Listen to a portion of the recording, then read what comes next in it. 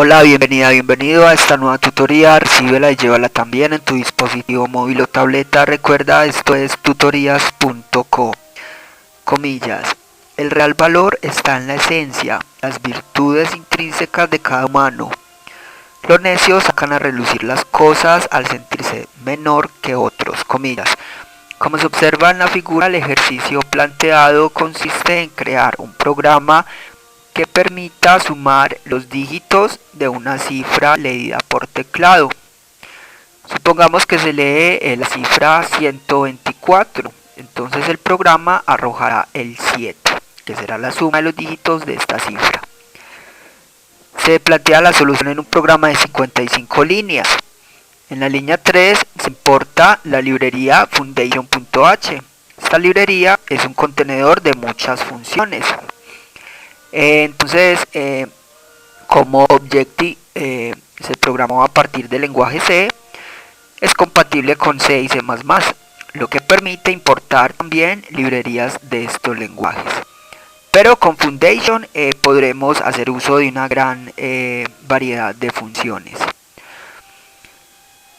La programación orientada a objetos es un paradigma de programación que permite solucionar problemas de la vida real usando atributos y comportamientos.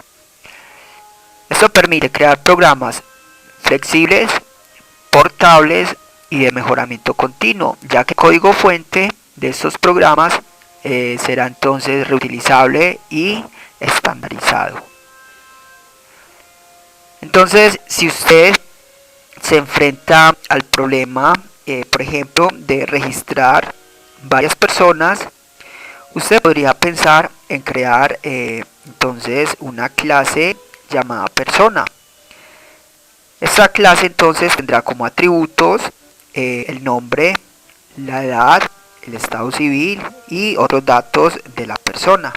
Y como comportamientos o funciones, entonces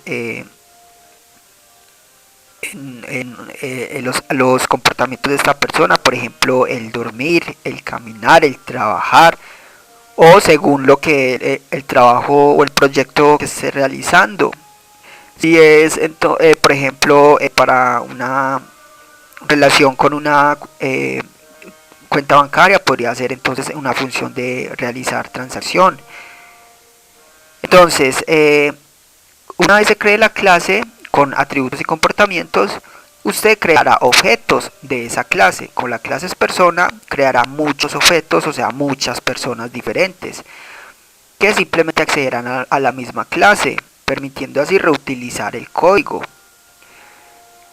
Entonces, para programar orientado a objetos en Objective-C, se va a usar dos bloques de código principales, que son la interfaz y la implementación.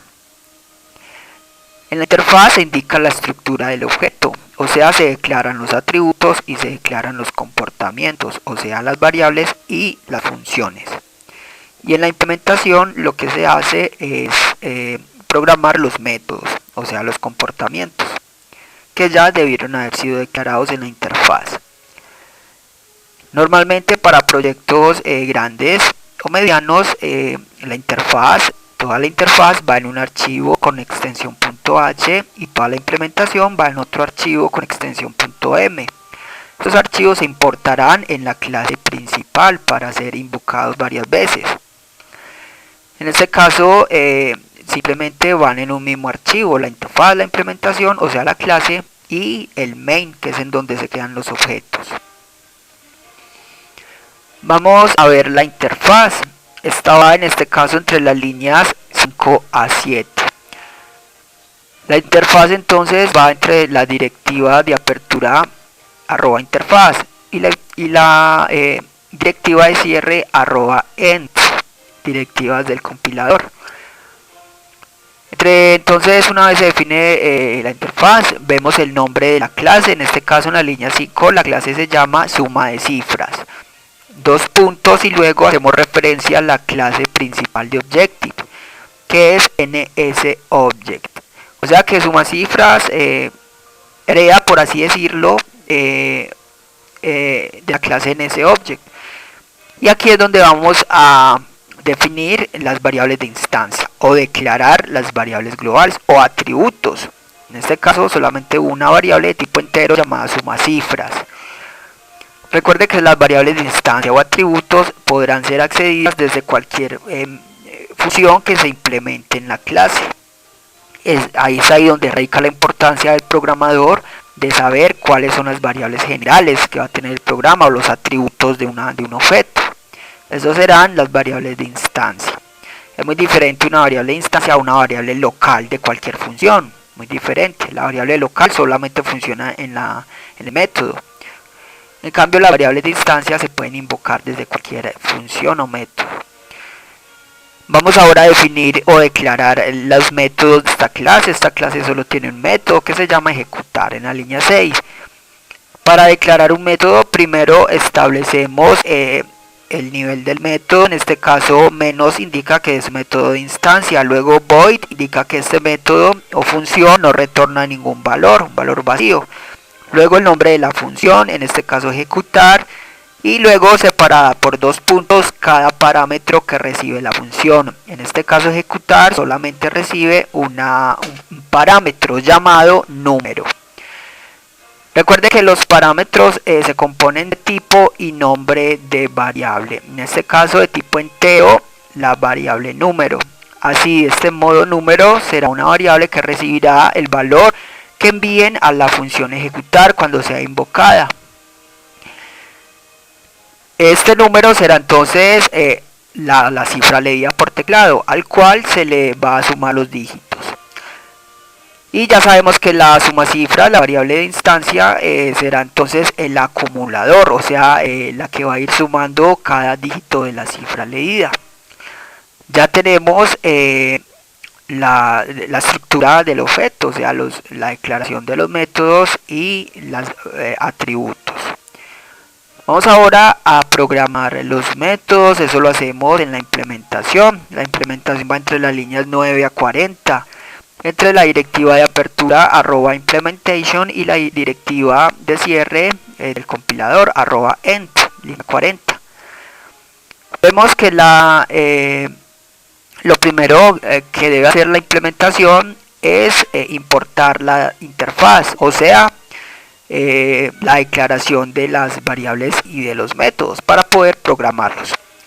Bien, entonces vamos a ver ahora la implementación de los métodos. En la línea 10 a 16 vemos un método init. Este método no fue necesario declararlo en la interfaz, ya que es el método constructor por defecto de cualquier clase en Objective-C. Este es el constructor.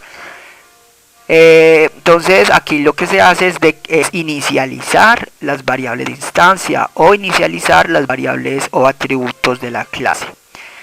Línea 13, inicializamos sumacifras en 0. Recuerde que sumacifras es un acumulador, por eso es necesario que tenga un valor inicial, que puede ser 0.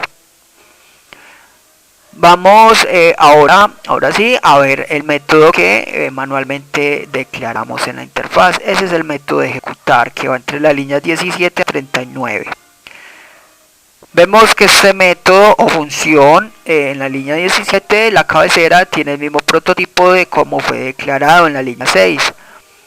Aquí va entre llaves todo el código fuente o la lógica de esta función. Entonces, entre la línea 19 a 38 vemos la lógica de la función ejecutar, que lo que hace es sumar cada dígito de la cifra número.